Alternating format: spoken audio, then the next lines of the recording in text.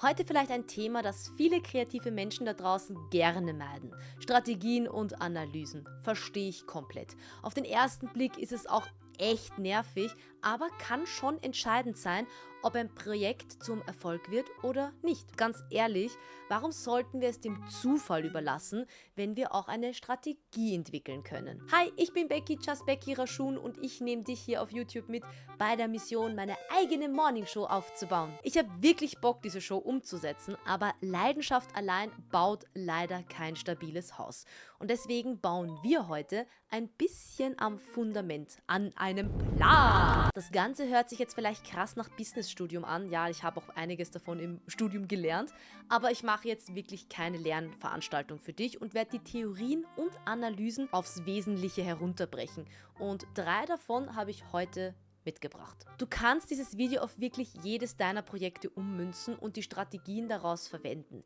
Wir fangen mit dem Herzen an, finden dann unsere einzigartige Position im Markt und machen am Ende einen, sehr ehrlichen Realitätscheck. Um das Ganze ein bisschen greifbarer zu machen, habe ich mir einen kleinen Meetingraum geholt und ein Whiteboard und Post-its und ich würde sagen, let's go! Hi, hier ist Becky aus dem Schnitt. Ich habe gerade festgestellt, dass die Dateien, wo ich über den Golden Circle spreche, leider alle korrupt und kaputt sind. Die kann ich nicht verwenden. Ich wollte etwas zum Golden Circle erzählen, und zwar geht es darum, dein Warum zu finden. Viele wissen, was sie machen wollen, also zum Beispiel einen Podcast, einen Comic oder so wie ich die Morning Show. Aber wichtig ist es, dass du dein Warum findest. Warum möchtest du etwas machen? Und dafür habe ich auf eine Tafel in die Mitte Warum geschrieben, einen Kreis drumherum gemacht, einen Kreis außenrum, der sagt, wie möchte ich es machen, und dann nochmal einen ganz großen Kreis drumherum, der sagt, was möchte ich überhaupt machen. Warum ist es so wichtig, das Warum zu finden? Das Warum ist deine Mission und dein Antrieb, warum du etwas überhaupt machst. Und ist im Endeffekt auch das, was die Menschen mit dir verbindet. Mein Warum ist zum Beispiel, dass ich fest daran glaube, dass da draußen in der Gaming- und Nerd-Culture super viele coole Traumjobs sind. Und ich will die Leute inspirieren und ihnen das Handwerkszeug geben, ihre Leidenschaft zum Beruf zu machen. Das Wie ist die logische Folge daraus, und zwar indem ich eine Plattform biete, auf der Profis ihre ehrlichen Einblicke geben können und ich eben auch noch diesen Entertainment-Faktor mit dabei habe. Naja, und das Was ist dann im Endeffekt das Produkt, und zwar die interaktive Morning Show. Also kurzum gesagt, wenn die Leute dein Was kaufen, kaufen sie dein Produkt. Kaufen sie aber dein Warum oder wollen sie dein Warum sehen, dann sind sie ein Teil der Bewegung. Deswegen würde ich als ganz, ganz festen Tipp mitgeben, erstmal das Warum definieren, bevor man weiter plant. Wow, das fühlt sich jetzt schon ganz anders an, oder? Plötzlich ist es nicht mehr nur eine Show oder ein Podcast, ein Comic. Plötzlich ist es eine Mission. Und mit dieser Mission im Gepäck schauen wir uns jetzt an, wo auf der riesigen Landkarte des Internets überhaupt Platz für uns ist. Also ja, fangen wir mit dem nächsten an, und zwar der Blue Ocean Strategie. Also stellt euch einfach mal vor, der Content-Markt da draußen ist ein riesiger Ozean, und ich male jetzt mal einen roten Ozean. Der ist nämlich voller Blut, weil sich da die Leute alle auffressen gegenseitig. Weil hier tummeln sich alle so die Let's Player und die Podcaster, die Gaming News Show. Also hier ist wirklich richtig viel los und jeder beißt irgendwo irgendwen. Und deswegen färbt sich das Meer rot. Deswegen gehen wir auf die andere Seite und ich habe einen blauen Stift und wir machen uns einfach unser eigenes blaues Meer. Anstatt ins rote Meer hineinzuspringen und zu kämpfen, gehen wir ins blaue Meer, wo alles etwas ruhiger ist. Wir machen uns da eine eigene Nische, indem wir einfach 2 Dinge kombinieren, die vorher keiner kombiniert hat. Also wo es einfach keine Konkurrenz gibt, wo wir nicht Angst haben müssen, dass jemand kommt und sagt, ach, noch ein Let's Play-Kanal oder dergleichen. Und wir einfach ein bisschen mehr Ruhe haben als im Roten Meer. Für meine Morning Show würde ich jetzt sagen, ist es, wir verbinden so die Nerd-Culture mit einem Karriereratgeber, der dann quasi sein findet in der interaktiven Morning Show. Und ich weiß, dass es schon Podcasts gibt, die sich mit dem Thema auseinandersetzen, YouTube-Videos gibt, die sich vielleicht mit dem Thema auseinandersetzen, aber in der Kombination Frühstücksshow, interaktive Frühstücksshow Nerd Culture und Karriereratgeber in einem. Das ist das, was es hoffentlich einzigartig machen wird und dafür sorgen, dass wir im Blue Ocean landen und nicht hier gefressen werden. Also kurzum gesagt, ich bin hoffentlich die erste Anlaufstelle, wo die Leute hinkommen, wenn sie Bock haben, in der Gaming, in der Nerd Culture Bubble zu arbeiten und gleichzeitig auch noch sonntags oder wann auch immer diese Morning Show dann stattfinden wird, gut in den Tag zu starten und auch so ein bisschen unterhalten zu werden, neben dem Aspekt, dass sie auch was Wissenmäßiges vermittelt bekommen. Und ich sag's euch, wenn man so denkt, ist es echt mega befreiend. Es geht nicht darum, besser zu sein als die anderen, es geht einfach darum, anders zu sein. Also such nicht nach einer Lücke im Markt, sondern erschaff deine eigene Kategorie. Und jetzt haben wir unsere Mission, unseren einzigartigen Platz, aber sind wir für das alles überhaupt gewappnet? Zeit für diesen ehrlichen Realitätscheck. Und für diesen Realitätscheck machen wir etwas, was ich in der Uni gelernt habe. Dort heißt das Ganze SWOT-Analyse. Weil sich das aber irgendwie, ja, eigentlich hört sich das schon cool an, to be honest. Aber es erinnert mich zu sehr an meine Uni-Zeit, deswegen habe ich es umbenannt. Wir machen daraus einen Level-Check-up und teilen das Ganze auch ein bisschen in lustigere Kategorien. Let's go. Also die SWOT-Analyse steht ja für Stärken, Schwächen, Opportunities und Risiken, Chancen und Risiken. Und wir werden das natürlich jetzt auch machen, das heißt ein Quadrat. Das könnt ihr natürlich mit all euren Projekten, die ihr habt, auch machen, weil es einfach nur darum geht, auch mal zu überlegen, was sind denn eigentlich meine Stärken? Und da habe ich mir jetzt einfach gedacht, nennen wir es cooler und sagen meine Superkräfte. Dann gehen wir zu etwas, was halt nicht so cool ist, und zwar meine Schwächen. Und die nenne ich meine Endgegner. Dann haben wir Chancen, Opportunities, und da würde ich einfach sagen, das nennen wir unsere Quests. Und zu guter Letzt die Risiken. Was könnte uns raushauen? Habe ich mir gedacht, sagen wir einfach mal unsere Raid-Bosse. Dann macht das Ganze auch gleich ein bisschen mehr Spaß. Wie gesagt, ihr könnt das gerne für euch machen. Stärken, Schwächen, Chancen und Risiken. By the way, wenn ich nur einen Kommentar lese, dass ich eine Sauklaue habe, ich werde euch finden. Wenn ihr die Möglichkeit habt, visualisiert die Sachen. Schreibt sie euch auf, malt sie euch auf, benutzt auch gerne Post-its. Ich finde, gerade bei so einer Arbeit macht das einfach ein bisschen mehr Spaß, wenn man so in dieser Analyse drinnen ist. Und ich werde jetzt auch auf Post-its schreiben. Zu meinen Stärken gehören auf jeden Fall 10 Jahre Moderationserfahrung. Ich habe eine natürliche Kamerapräsenz, würde ich sagen. Ich habe dadurch, dass ich so lange in der Branche bin, ein großes Netzwerk an Leuten, die ich einladen kann und zu Wort kommen lassen. Durch meine jahrelange Erfahrung habe ich eine gewisse Glaubwürdigkeit und Insiderwissen, das ich mitbringe, das vielleicht eben andere Formate, die das genauso umsetzen wollen, nicht haben.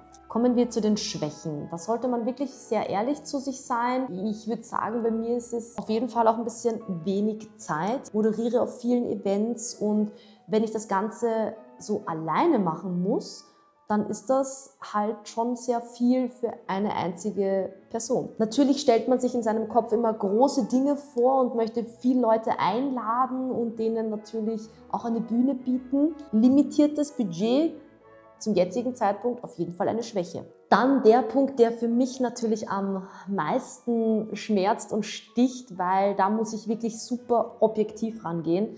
Die Nostalgiefalle. 2017 mit Beckys Morning Show hat das Ganze super funktioniert. Es war ein innovatives Format. Solche Formate gab es generell noch nicht so viel auf Twitch. Zieht das heute überhaupt noch? Ist es etwas, das ich nur machen will, weil ich an einer guten alten Zeit festhalte? Also, wisst ihr, wie ich meine? Ist es einfach nur gut, weil die Nostalgie kickt? Oder ist es wirklich heute noch eine gute Idee, so eine Show umzusetzen? Und deswegen würde ich mal die Nostalgiefalle aufschreiben. Ich hatte schon beim limitierten Budget, sollte ich dann Sponsoren haben, ist doch diese Monetarisierungsabhängigkeit eigentlich eine Schwäche, wenn man nur von Sponsoren abhängig ist. In meinem Kopf existiert die Show als 3-stündige Morningshow, also so vom Konzept her soll sie eigentlich ein bisschen wie Beckys Morningshow sein, sonntags 11 bis 14 Uhr.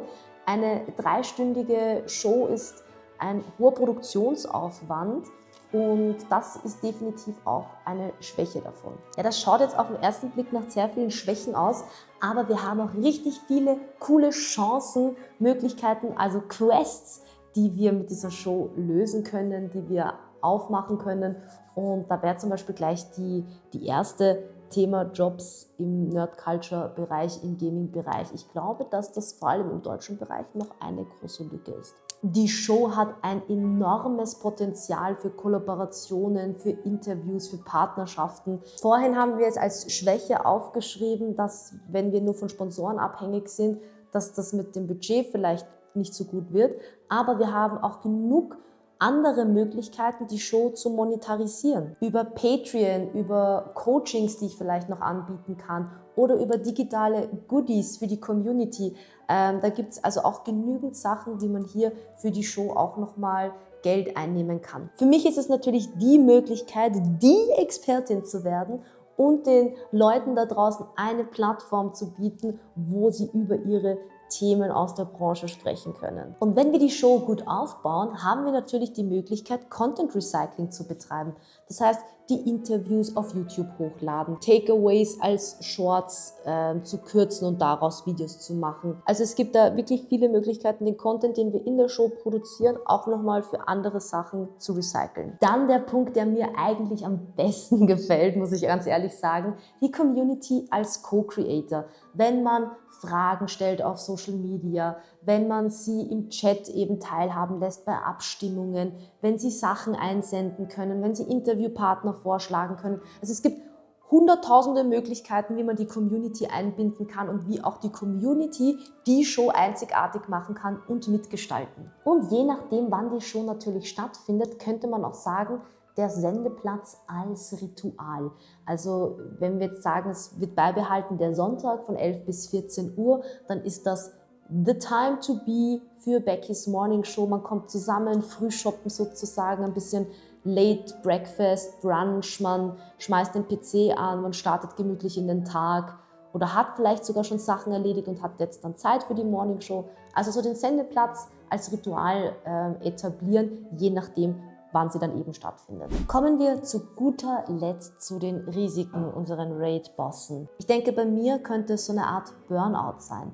Weil ich viel unterwegs bin, wenn ich viele Messen habe oder Auftritte habe, merke ich ja jetzt schon, dass ich zwischendrin immer ein bisschen gestresst bin, weil ich mit meinem Content nicht hinterherkomme. Und wenn ich jetzt dann noch zusätzlich die Morningshow hätte, wer weiß, ob ich das so gut handeln könnte. Dann natürlich, vielleicht finden andere das Format auch cool, toll, interessant und könnten es kopieren und in größeren Teams oder mit mehr Budget vielleicht sogar besser umsetzen. Also diese Gefahr, dass jemand das Format kopiert, ist auf jeden Fall gegeben. Natürlich, wenn man das Ganze auf Plattformen wie YouTube oder Twitch publiziert, ist man auch plattformabhängig. Was ist, wenn Twitch morgen seine Regeln ändert, der Algorithmus die Videos nicht ausspielt? Also es gibt diverse Faktoren, auf die man selber keinen Einfluss hat, sondern die nur die Plattformen bestimmen und deswegen ist die Plattformabhängigkeit auf jeden Fall auch ein Risiko. Die Formatmüdigkeit. Funktioniert so ein langes, ausgedehntes Format überhaupt noch? Die Aufmerksamkeitsspanne ist kürzer geworden. Leute wollen eigentlich kurze Happen, schnell auf den Punkt kommende Sachen haben. Könnte ein Risiko sein. Da ist dann auch mal wieder wichtig, dass man seine Zielgruppe definiert, aber das ist auch nochmal vielleicht in einem anderen Video. Lasst mich gerne mal in den Kommentaren wissen, was euch noch so interessieren würde, damit ich mir das auch vielleicht als nächstes anschauen kann. Ja, aber ich würde einfach mal schreiben, so ein bisschen die Formatmüdigkeit. Vielleicht hat das in 2017 gezogen, aber heutzutage ist es vielleicht gar nicht mehr so interessant. So, und da ist es jetzt, dieses gefüllte Whiteboard. Das könnt ihr natürlich mit euren Ideen, mit euren Projekten auch umsetzen und einfach mal ein bisschen überlegen. Nehmt euch auch gerne KI her, sprecht mit ChatGPT, Gemini oder was auch immer ihr nutzt. Versucht da so ein bisschen in den Austausch zu kommen. Erzählt auch gerne einer vertrauten Person von eurem Projekt, um auch hier vielleicht ein bisschen in die Analyse zu gehen, wenn andere Leute auch nochmal von außen drauf schauen, sehen die vielleicht Sachen, die ihr nicht so gesehen habt. Ich kenne jetzt meine Stärken, weiß, wie ich sie nutzen werde, um die Quests zu erfüllen, um meine Endgegner zu besiegen und gegen die Raid-Bosse quasi gewappnet zu sein. Und wenn euch noch zu meiner Morningshow Dinge einfallen, bitte lasst mich das auf jeden Fall gerne in den Kommentaren wissen. Wir sind zurück. Das war's. Golden Circle, Blue Ocean und unsere SWOT-Analyse. Bisschen so wie die heilige Dreifaltigkeit hier im Video. Aber was nimmst du jetzt abschließend mit? Finde dein Warum, damit du eine Mission hast und keine Beschäftigung. Finde deinen blauen Ozean, damit du einzigartig bist, nicht nur besser. Und zu guter Letzt, kenne deine Superkräfte und Endgegner, damit du einen Plan hast. Ich hoffe, dieser tiefe Einblick in meine Strategie hat dir geholfen, deine eigenen Pläne zu schärfen. Und jetzt will ich von dir wissen, was ist dein blauer Ozean? Schreib mir die Kombination in die Kommentare, die dein Projekt einzigartig macht. Danke, dass du bei diesem Strategie-Meeting dabei warst. Jetzt, wo der Plan steht, kann hoffentlich auch endlich ein bisschen mehr gebaut werden. Lass ein Abo da, wenn du es noch nicht gemacht hast. Gib dem Video gerne einen Daumen nach oben und wir sehen uns im nächsten. Bis dahin, ciao, ciao und bye!